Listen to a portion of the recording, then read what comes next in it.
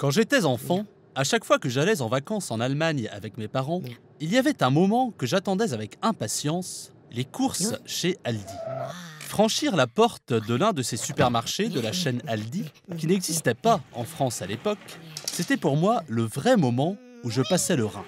Ces rayons tristes, éclairés de néons blafards, ces produits de marques inconnues, vendus à même leur palette, posés sur le carrelage d'un jaune douteux. Ces caissières rêches tapotant sur leur caisse à la vitesse d'un automate. Ces publicités vantant une vie bon marché. Ces clients scrutant les prix au pfennig près avant de remplir qui son cabas, qui le coffre de sa Mercedes, de yaourt, de café, de saucisses et de bien d'autres denrées à prix cassé. C'était mon image d'Épinal de l'Allemagne. On la retrouvait partout, de Cologne à Berlin et de Kiel à Stuttgart. Et toujours, pour ma part, avec une certaine satisfaction. Peut-être aussi car je dénichais chez Aldi mes bonbons préférés. C'était une marque de bonbons introuvable en France et à prix si bas que mes parents ne pouvaient décemment pas refuser de me les offrir. Les Français auront probablement un peu de mal à saisir cet attachement à une chaîne de supermarchés aussi austère. Les Allemands, peut-être un peu moins. Pour eux, Aldi est plus qu'un vulgaire magasin alimentaire. C'est un fleuron économique et un symbole national. L'histoire de la chaîne Aldi, c'est l'une des success stories emblématiques de l'Allemagne d'après-guerre. Elle est partie d'une épicerie de quartier dans la ville d'Essen, léguée par Anna Albrecht à ses deux fils, Karl et Theo. Ceux-ci ont développé l'affaire familiale en multipliant les magasins et en imaginant à partir des années 1950 un concept révolutionnaire, le hard discount. L'idée était de se démarquer des autres supermarchés en réduisant les coûts au strict minimum. Pour y arriver, les frères Albrecht ont tout passé à la calculette. La déco des magasins, superflu. Les produits frais, inutiles. Cela obligerait à investir dans des stands réfrigérés, trop cher.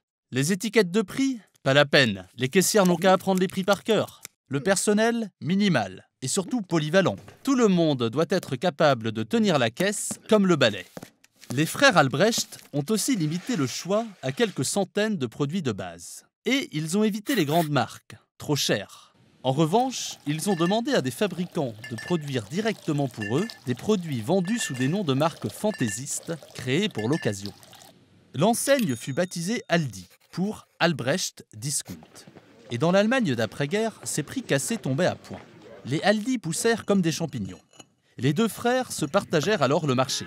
Le nord du pays revenait à Theo et les magasins du sud de l'Allemagne à Karl, sous le nom Aldi Sud.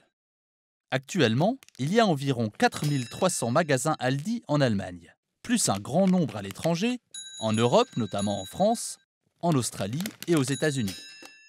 Aujourd'hui, Aldi est devenu le magasin de tout le monde.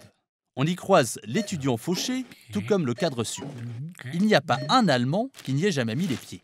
On a vu des célébrités confesser leur amour pour Aldi, et même le gros sac plastique frappé d'un A a été détourné en accessoire branché. En fait, il s'est développé une sorte de relation fusionnelle entre l'Allemagne et ses temples de l'efficacité et de l'économie. Aldi est devenu le symbole d'une vie simple et sans plaisir superflu, ce qui colle bien à un certain esprit allemand. Aldi c'est l'Allemagne c'est Aldi, a un jour écrit le Spiegel.